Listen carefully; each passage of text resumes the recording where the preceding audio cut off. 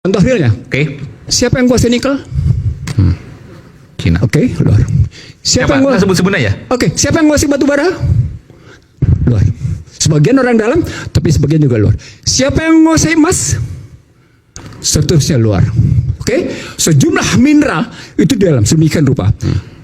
Dan dibikin lagi undang-undang tentang 38 tahun 2008 tentang bagaimana MEA, tentang azas non-diskriminasi. Lagi-lagi kita semua disamakan oleh orang asing kedudukannya. Poinnya adalah bagaimana mungkin yang tidak lulus SD itu mesti perang sama orang asing. Puas? Sudah. Dari sana kemudian terjadi lintas kebebasan para pekerja. Maka datanglah orang-orang asing itu. Artinya SBY menyediakan itu lewat undang-undangnya. Joko Widodo kemudian menerbitkan berbagai kebijakan, termasuk visa.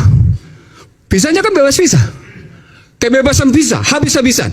Lalu kemudian ada juga second home visa. Itu kan semua hitung-hitungan uang. Lalu bahkan memberikan yang namanya tax holiday yang demikian panjang, habis-habisan, panjang di situ. Maka datang semua habis-habisan di situ.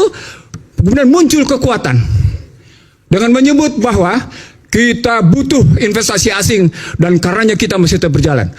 Dalam konstruksi ekonomi politik, ketika ada presiden dan timnya ngebangun seperti itu, maka dampaknya adalah negeri ini menyediakan diri untuk diinvasi.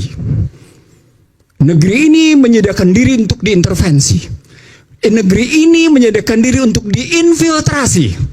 Negeri ini menyediakan diri untuk yang namanya diintimidasi. Negeri ini menyediakan diri untuk diindoktrinasi. Ujungnya apa? Inflasi. Ketika inflasi terjadi, Anda takut dengan yang namanya suku bunga. Akibatnya apa? Seperti kejadian hari ini. Nilai tukar 16.450. Data saya menunjukkan selama 60 tahun, 40 tahun terakhir, datuhnya itu begini. Dolar. Rupiah. Iya, rupiah maksudnya terhadap dolar. Dolar. Habis. Sangat artinya, curam sekali. Apa artinya? Artinya ketika dia berhubungan dengan fiskal, dengan utang, kerugian. Nah, di situ orang melihat bandingan antara, saya jawab Yandi, bandingan antara utang yang diciptakan di era SBY dengan utang yang diciptakan di era Joko Widodo. Dari situ orang kemudian melihat berapa sesungguhnya manfaat yang muncul atas 5 indikator. 1. Tingkat kemiskinan. 2. Tingkat pengangguran. 3. Gini rasio. 4. Tingkat pendidikan. 5. Tingkat kesehatan. Diukur 5-5-nya. Dan jawabannya? Negatif. Negatif. Tidak juga membaik. Anak kelihatan dia hebat. Seorang di sini mungkin rata-rata yang punya namanya gaji rata-rata 4 juta. Tapi jangan salah, 4 juta rupiah compare-nya dengan dolar jadi berapa?